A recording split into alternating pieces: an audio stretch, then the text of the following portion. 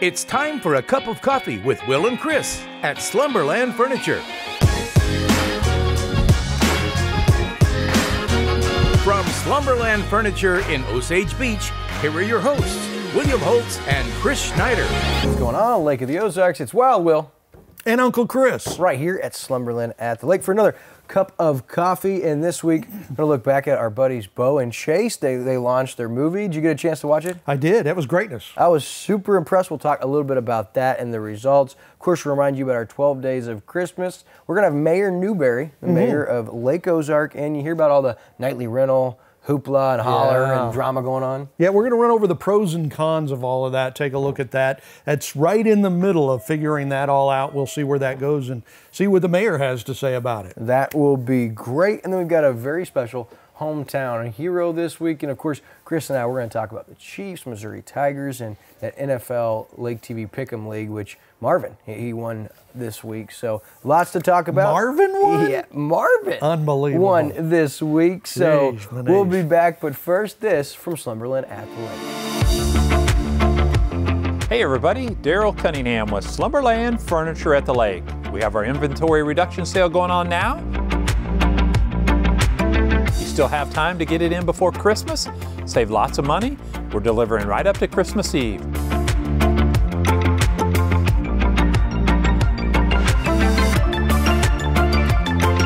Come see us at Slumberland Furniture, where we're bringing happy home. All right, so as we get started this week, a lot of you may have already seen it, and you've probably heard of At Nianguas Inn, right? Yeah. The movie, the short film. It was written, directed, and actually acted in it was Bo Shore, who you guys know the Shore family. He also was just on the special coaches show with his dad, mom, and his siblings. And then Chase Elliott, he used to work with Lake TV. He was the director of photography. And so it was a 15-minute short, and it was just phenomenal. They've already had almost 5,000 views, and a lot of those were watch parties. So, I mean, if you had a group of 50 people putting it on, you know, a big TV, that's more than one viewer. And the guys were just so excited about some of the feedback. They said they were inundated with messages and comments and calls and emails. And they both said it was very gratifying. They were very humbled. And they said, you know, if you guys want to see more, they're going to need help getting there. You can check out Lake TV's Facebook page. We actually did a Mic'd Up podcast. Yeah, great Mic'd Up. With Bo and with Chase, talk about their experience, you know, how this thing came to fruition. That was on Friday's post. We also put out the link when they debuted that. So you can go to Lake TV and you can actually watch that 15-minute short. Doesn't cost you anything. You can also follow at Nianguas Inn on Instagram. But here's the big kicker. If you want to see more, because oh, it's so good. It left you like, whoa, what's about to happen next, right? And then it's done. And so you just get that little tease. You have to click the link to support through Indiegogo as they're trying to raise funds to make this a reality. Now, before we go, I did want you to get a chance just to see the trailer or the teaser. In case you haven't yet, check this out. Camdenton Police Department is still on the lookout for 23-year-old Oliver Manning. He is suspected of committing the murder of Todd Becklin last month. Tell him what, that I killed Todd Becklin? What are you talking about? And I enjoyed every second of it, too. Now, it appears that the Becklin family has decided to start their own statewide manhunt, and the reward for the capture of Manning is set at $50,000. How'd you change my routine? The Becklins, they won't leave me and Mom alone. You're gonna go and get yourself killed, just like Dad!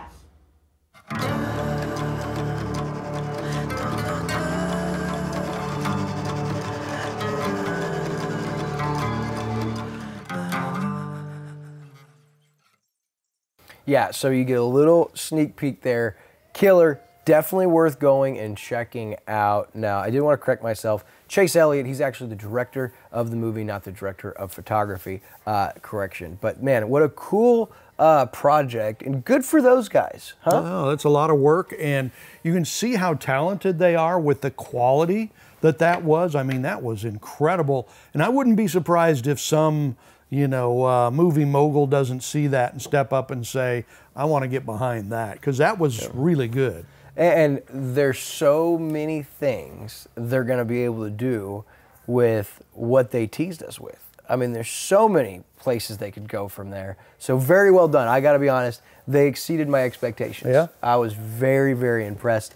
Also want to remind you guys, going on right now, the 12 Days of Christmas giveaways presented by Slumberland at the Lake. That's on my personal Instagram page, at William_LakeTV. Lots of great prizes. And again, Chris, just a reminder, you can't win any of those prizes. I know it, doggone. I've tried to change my name and get it in there, and I always get thrown back out. So I can't win. You got an extra chance. All right, so now through December 25th, we're going to announce all of our winners on December 27th. And listen, any of those items are able to be given away all the way up through Christmas. So if you get to the 22nd, you can still go back through all 12 days of giveaways and enter that drawing. So make sure you do that. Now, as we talked about nightly rentals in our intro a little bit, we're about to have Mayor Newberry, who's the mayor of Lake Ozark, come in and talk. But before we do, let's kind of look at what would be the pros and cons of nightly rentals. Like, why does the city of Lake Ozark have a ban on or limitation on nightly rentals? Right. And so what would be the pros and cons? Right. So the whole issue is whether or not to allow the city of Lake Ozark to rent nightly, daily or weekly rentals. Right now, they can't in Lake Ozark. They're trying to change that. So the opposition, who's trying to keep it so that they can't, says that it'll lower property values, it'll increase traffic on congested roads, it'll cause parking and traffic issues, increase noise, trash, crime, parties and boats. Properties would be run down because renters don't care, decreased safety, stress an already inadequate police force. So those are some of the cons, right, of why you wouldn't want to allow nightly or weekly rentals. For the pros, here they are. They say, well, there are not enough hotels in the city, right? It'll increase tourism. The city is run on sales tax, and rentals would increase sales tax through increased business revenue. Investors would purchase property so that they can generate rental income. That's what my wife and I did. Investors will keep the properties maintained because that's how they'll continue to make money. It's not a bedroom community, it's a resort community. People will sue the city for not allowing them to generate rental income. If people break city ordinances, fine them, and the city will make more money. So those are kind of the pros and the cons of the whole thing. And so when you talk to Mayor Newberry, I'm sure he will kind of give us more information on all of that. Yeah, and I mean, he's busy, so much going on. It's kind of unfair. We're going to talk to him the day of a meeting because we record on Tuesday. But I mean, they've got the nightly rentals situation. They've got some new faces. So we're going to talk about that and see how you guys can stay more plugged in as we welcome Mayor Dennis Newberry to the set after this. It's Wild Will. And it's Uncle Chris, and home for the holidays is here. Slumberland Furniture, Scott's Concrete, KRMS, they're giving beds away. 150 twin or full-size mattresses given to kids in the Lake area who need it most. Maybe you know somebody. All you got to do is text or call 660-890-5530 and wait for your call or text back. All right, and there are still beds available, so make sure you call or text that number and wait for your call or text back for this year's Homes for the Holidays with Slumberland and Scott's Concrete. So now, as promised, we have the mayor for the city of Lake Ozark, Dennis Newberry. And Mayor, I know it has been busy for you guys, and I know you got huge meetings coming up, a lot to be settled, but I want to talk about overall, since you got into the mayor position, boy, have there been a lot of changes. Let's talk about some of those. There certainly have been. We have 3 new Board of Aldermen that came in April with this past election. David Ridgely, Krista Watts, and Sherry Jackson, all local Lake Ozark residents, longtime residents, who I hardly knew. But those 3 came on board this year. As you know, we've got Harrison Fry now as our city administrator. We had David Mitchum in for 1 year. Of course, that's all he signed up for, basically, was a 1, maybe 2 year. But due to some health reasons with his wife, he was unable to stay with us another year. So Harrison's now in that spot as our city administrator. And boy, has Harrison been stepping up. I think that being in the secondary spot prohibited Harrison from really being able to blossom. But he can handle a big workload, and I'm putting it on him, and he's producing. You look at our agenda at our December 13th meeting, and it's probably the longest agenda that we've ever had. So you're happy with City Administrator Harrison? Oh, absolutely. That's yeah. awesome. Harrison's got a great skill set, great personality. He works well with anyone, and couldn't be happier with him. And I know also we're a new judge, Chief Launderville set to retire. And so just so many changes with the city of Lake Ozark. So with all the newness, Mayor Newberry, is that a good thing? Is that a bad thing? Is that a mix of both? I mean, how do you view all the newness? Well, newness, I think it's human nature to some degree push back from change. Yeah. Because it's oftentimes worrisome for those that are affected by change. But what's happening in our community, in Lake Ozark specifically, a new city judge, for instance, Rochelle winning the Camden County Prosecuting Attorney's position was a huge win for our community overall. Yeah. Yeah, we couldn't be happier for that. Even though we've lost her in Lake Ozark, I know that's better calling for her and our community. But we've got Ryan Bridges that will be our upcoming municipal judge. So that'll be, again, another new position with a new face. You're aware that our chief, Gary Launderville, is retiring at the end of this year.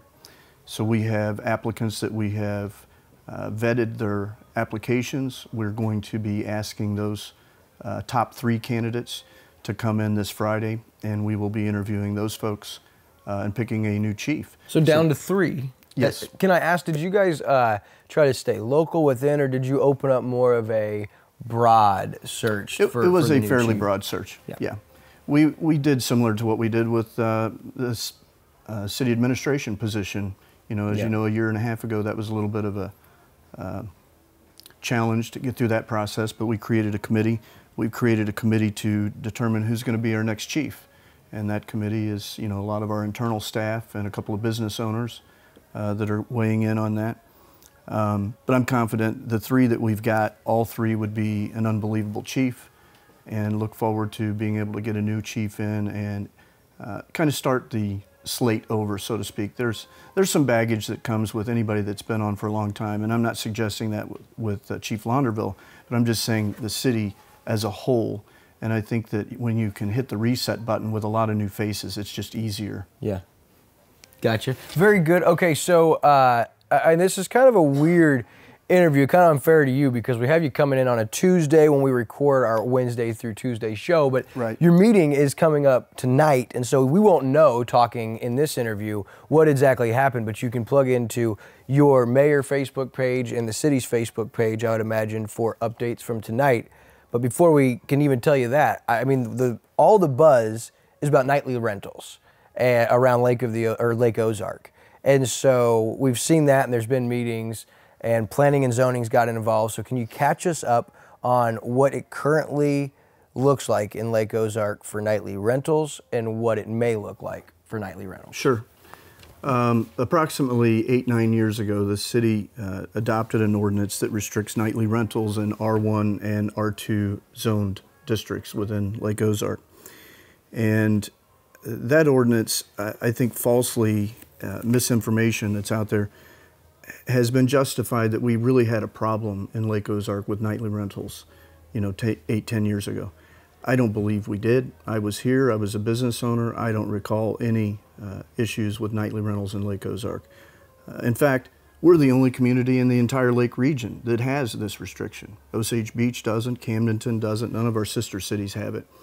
But what it was is we had an alderman at the time who was in the hospitality industry, and he felt that nightly rentals in residential homes was competition for him. And so that's how the ordinance actually got into play. So you think about the history of that, and you take into consideration that some of our residents' concerns. Hey, I have those concerns too. The safety of our citizens, the safety of my family and our subdivision, our neighbors, certainly something that we take serious, and that is at the top of our list of things that we want to make sure that we're responsible for. But to suggest that nightly rentals in a tourist town, the restriction of nightly rentals in a tourist town seems counterintuitive. You know? Yeah, I mean, let's face it. Nightly rentals are one of the largest growing, and for Lake of the Ozarks, going to be one of the largest sectors in revenue generating streams of income. I mean, there's so many, and so many people are investing. And when you have a restriction like this, it greatly impacts the real estate market in that area and the investment potential for people, correct? Yes, it certainly does. Nightly rentals, you know, there's no tracking of it. The county doesn't have it. The city of Lake Ozark doesn't have it. None of our sister cities have it.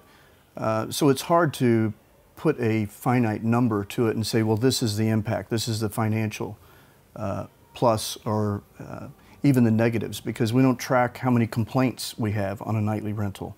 We don't track how many police or EMS or fire departments are called out in response to a problem at a nightly rental property. But I did speak to Osage Beach city planner, city administrator, chief of police, and the mayor of Osage Beach, all four in separate conversations. They weren't all in a group setting. It was individual conversations. Of course, I know them all. Known the city planner since he took the job 20-some years ago. And I just believe absolutely what they told me is true, and they say they just simply don't have any problems with nightly rentals. Now, is there the one-off? Sure. There can be a one-off occasion with anything in life. Correct. But do you create laws and ordinances based on the rare 1% of reality? No, you can't. Right. You can't do that as a society, or you will govern yourself out of business. Can I ask?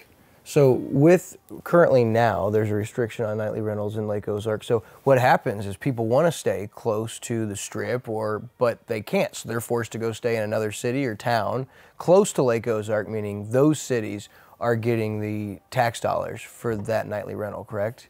Well, again, that's a misconception. In the state of Missouri, we do not have a taxing platform for nightly rentals and residential property. We have authorization and the rights to tax lodging entities, hotels, motels, resorts, and houseboats are even in that legislation. I'm not quite sure why, but residential was not put in that state statute. So the taxes that are being collected are voluntary.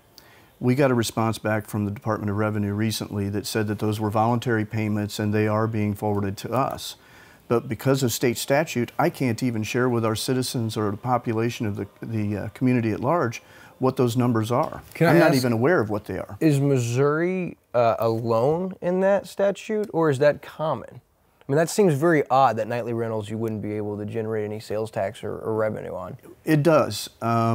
But I think that as we've evolved and the lodging industry has changed, it's just something that was never thought of previously. Yeah. Certain states have enacted some sort of tax.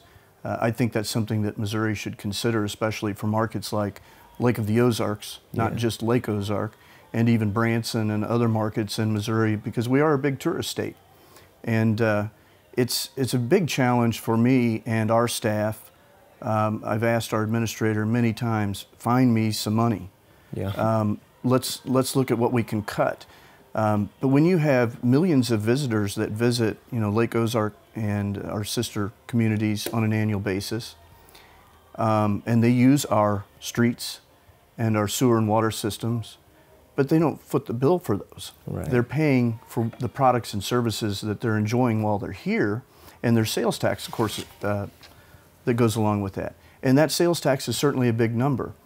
But when the residents are stuck with paying for the roads and sewer and water systems, and in our town we've got 90 miles of that, it's not real equitable.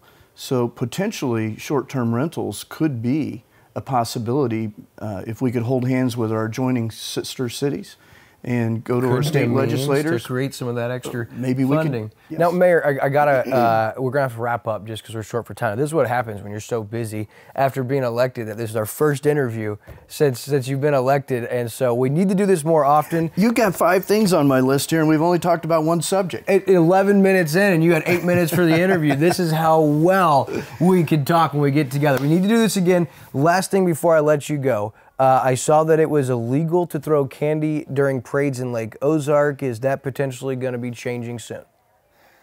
It is. We have an ordinance that says you cannot throw candy. I think that, we had good people with good intentions a few years back when they created that ordinance, and they were concerned about the safety of our children. Hey, I am too. I've got 2 daughters. I'm a The one's tearing it uncle. up for the school, the Osage Indians girls basketball team. Dropped like 30 points the other night. Yes. Had to give her a plug, I'm sorry. Yeah, I appreciate that. Alyssa scored 26 points last night in the game. Camdenton hosted Soto last night, so I'm very Gets proud it of from her. her mother, I can promise you that. She definitely gets her looks from her mother. But back to the candy throwing. Yes, the ordinance is in place, and I'm seeking to have that ordinance repealed. And based on the popularity of a recent poll, it was about 99% of the residents and/or general population believe that So should don't be fret, repealed. kids. The candy is going to be coming back soon if this man follows through on his promises, because that's important, man. People want that candy thrown. Last, before I let you go, what can people doing watching right now, the average citizen or viewer, do to stay informed, get involved, and maybe assist the efforts of city leadership? Well, look, as a local real estate broker here for nearly 30 years, I'm very approachable. You can find me online. I've got a mayor Facebook page. The city has social media. You can email us. You can call me. But I'm very approachable about any matter, so feel free to contact me or Harrison at City Administration's office. I know you don't like me to say this. I want to remind you all, this guy works for free for you, for us, so don't forget that. Mayor of Lake Ozark, Dennis Newberry, will be back on Cup of Coffee after this. Hey everyone, it's Wild Will. And I'm Uncle Chris from Slumberland Furniture. Hey, hopefully you've seen our new Hometown Heroes segment presented by Central Ozarks Medical Center. You know, we highlight a new hometown hero on Cup of Coffee every week. You know, people that make a difference right here at Lake of the Ozarks. Maybe you know someone who is selfless, serves others, and deserves to be recognized. If so, we invite you to nominate them to be our next Hometown Hero. So all you got to do is go to our website, click on Contact, and select Nominate a Hometown Hero, and send in why this person deserves to be recognized. Do that, and maybe your nomination will be our very next Hometown Heroes right here on Lake TV. Yeah, that's right. You can nominate a Hometown Hero. All you got to do is go onto the website as that promo just told you, and that leads us in to this week's Hometown Hero presented by Central Ozarks Medical Center, and not even in the Lake community anymore, Chris, but someone that has made a profound impact and difference in the lives of Lake TV and really the entire Lake community. It's former store director of Hy-Vee and Osage Beach, Larry Sandel. Pretty great guy, isn't he? Yeah, and I actually nominated Larry because he did so much for this community when he was here through Hy-Vee, through the store. I mean, working with Lake TV and you and he set up a program to promote new businesses. And you've seen the shows, the small business tour. Hy-Vee paid for that, basically. And that'll be on for a long time. Long time, absolutely. And Larry Sandel was behind that. He was a big supporter of Lake TV. I think helped us through the hardest of times during COVID. Oh, yeah. And everything, right? But it's not just about what he did for us. It's more about what he did for the community. I have so many business friends in this community, and to a person, they would tell you whenever they went to Larry at Hy-Vee, they would help them out with their organization or their charity or whatever it might be. For sure. He was the store director for almost 2 years before being promoted to regional director. Now, he's since left Hy-Vee and moved back home to South Dakota with his husband, Greg, and their daughter, Emerson, as you see there, who's absolutely beautiful. Now, Greg and Larry were married in 2011, and they adopted Emerson at birth in July of 2016. Larry was raised in Freeman, South Dakota. He served 6 years in the U.S. Army National Guard and served a tour in Iraq. The guy's been through a ton in his life, but he chooses to be positive. And in his time at Hy-Vee, he gave more to local charities, as you alluded to, schools and people in need, than any Lake business does in probably 10 years. He increased store morale. That's one thing I saw, Chris,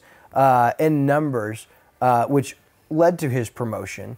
But I recall times where he was walking around the store when we'd be in there shooting, handing out $20 bills of his own money to his staff to say, hey, I appreciate you being here today. You're making a difference. On top of that, there's not a job in that store that you wouldn't see Larry do, from cleaning the bathrooms, putting carts away, he really was what you consider a good leader. And like you said, he loved the small businesses. And he said, hey, a lot of those guys don't have money to market and advertise, but I want to get behind them. And so let's give them a $7,500 marketing and advertising package, and they don't have to pay $1 for it. And he did that for 20 different businesses. But the biggest thing that makes him special is his heart. You said during COVID that he kind of kept us going.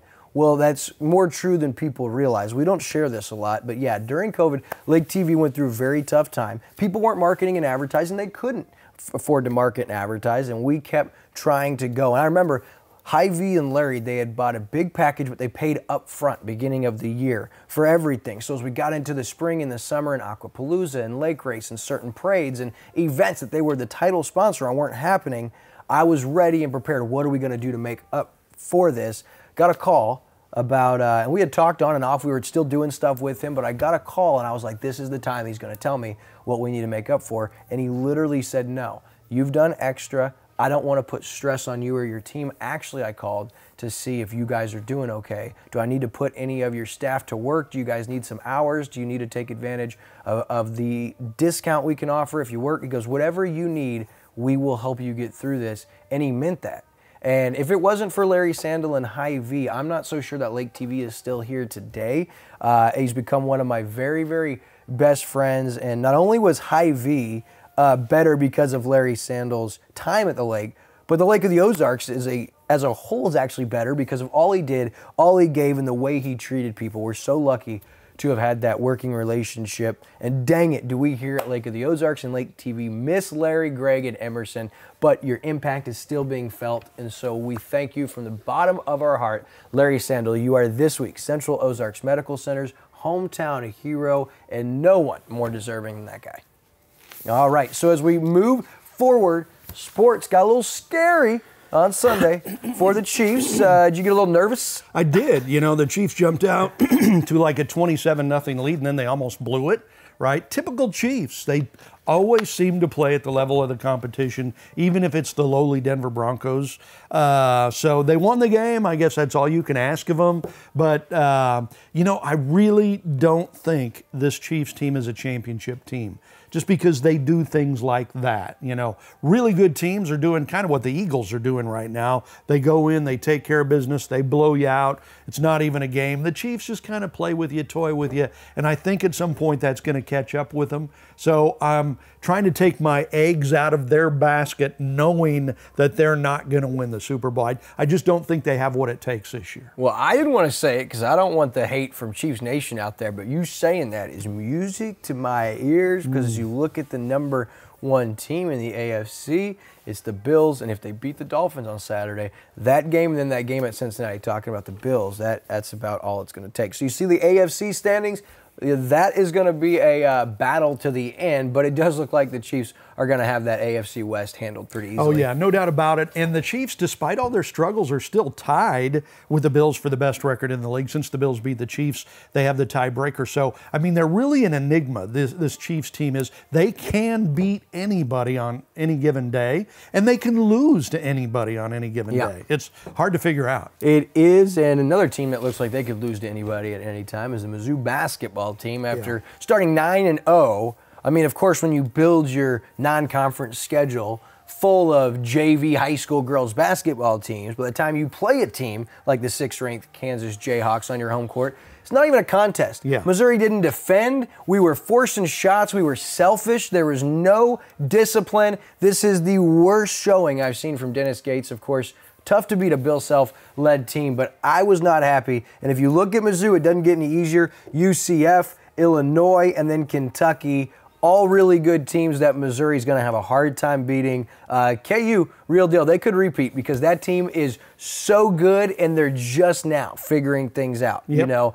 they look like the real deal once again, that being the Jayhawks. If we look at our NFL pick'em, Marvelous Marvin with the win. That's 2 of the last 3 weeks he's either tied or won. How about him? That's crazy, man. Just crazy. But Andrew allowed us to make up a couple of points, so he has about a 7-point lead there. We'll go over our picks afterwards. Listen, lots of events. You need to go to funlake.com/events. This is Uncle Chris. I'm Wild Will. We'll see you then.